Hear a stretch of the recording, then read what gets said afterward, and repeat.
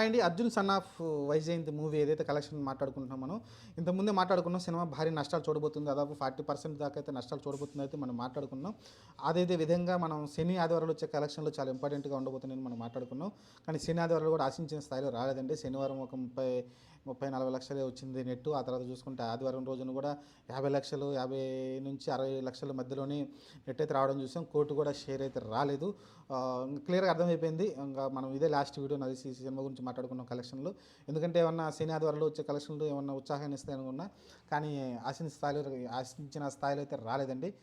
దాదాపు మొత్తం ఓవరాల్‌గా చూసుకుంటే ఈ 11 రోజుల కలెక్షన్లు సోమవారం కూడా మీరు చూసుకుంటే దాదాపు 10-15 లక్షలు కలెక్షన్ 10-15 లక్షలు మాత్రమే రావడం చూసాం షేర్ అయితే. దీన్ని బట్టి క్లియర్‌గా సినిమా అయితే ఎండ్‌కి వచ్చినట్టయితే క్లియర్‌గా అర్థమవుతుంది. ఈ రకంగా ఎన్ని రోజులని 10 లక్షలు పోయినా కూడా సరే మీకు వారం మొత్తంలో మీకు ₹1,00,00,000 కూడా రావు కాబట్టి సినిమా ఆల్మోస్ట్ ఇంకా ఎండ్ అయినట్టే.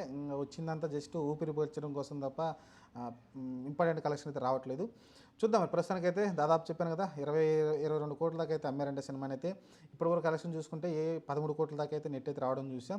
కాబట్టి ఓవరాల్ చూసుకుంటే దాదాపు 9 కోట్ల దాకా అయితే సరే సినిమా ఎండింగ్ కలెక్షన్ చూసుకున్నా కూడా 8 కోట్ల దాకా అయితే నష్టం అయితే కనబడుతుంది. కాబట్టి ఓవరాల్గా అయితే కొంచెం ఇది భారీ నష్టమే. ఎందుకంటే బింబిసార లాంటి సినిమా మంచి హిట్ పడ్డ తర్వాత ఈ రకం కలెక్షన్ అంటే కొంచెం, ఎందుకంటే సినిమా పైన స్టార్టింగ్లో కొంచెం పాజిటివ్ వచ్చింది, క్లైమాక్స్లో ఇంట్రెస్టింగ్ ఉందనిపించింది. మనం ముందే రివ్యూ కూడా మాట్లాడుకున్నాం. సినిమా అంత గొప్పగా లేదు కానీ యావరేజ్ ఓల్డ్ సినిమా మోడల్లోనే ఉంటుందని మాట్లాడుకున్నాం. అదేవిధంగా అయితే సినిమాలు అయితే ప్రేక్షకులు అయితే ఆదరించలేదు సినిమాని అయితే.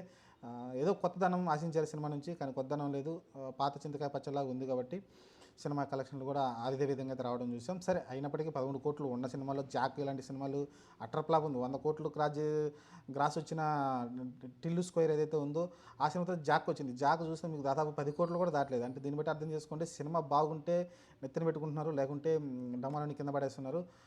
అర్జున్ వైజయంతికి కూడా ఓపెనింగ్ మంచిగా వచ్చింది, వాళ్ళు పార్టీలు కూడా చేసుకున్నారు. కానీ ఆ ఓపెనింగ్ ఏదైతే వచ్చిందో కలెక్షన్లో అది కంటిన్యూషన్ అవ్వలేకపోయింది. సినిమా చాలా పైన ఎక్స్పెక్టేషన్స్ పెట్టుకున్నారు, ఎందుకంటే ఫ్యామిలీ ఆడియన్స్ స్టార్టింగ్ వెళ్ళి చూశారు. స్టార్టింగ్ 2 రోజుల పాటు అయితే సినిమాలు చూశారు. 2-3 రోజులు చూడడం చూసాం. శుక్ర, శని, ఆదివారాలు చూశారు. ఆ తర్వాత అయితే సినిమాలో అంత దమ్ము లేదు కాబట్టి సినిమాని అయితే పక్కన పెట్టండి చూసాం మనం. ఓవరాల్గా అయితే సినిమా అయితే ఫ్లాప్ అయినట్టు ఒక రకంగా. ఎందుకంటే కలెక్షన్లో చూసిన 8 కోట్ల నష్టం అంటే మామూలు విషయం కదండి. చాలా భారీ నష్టం చూడబోతుంది.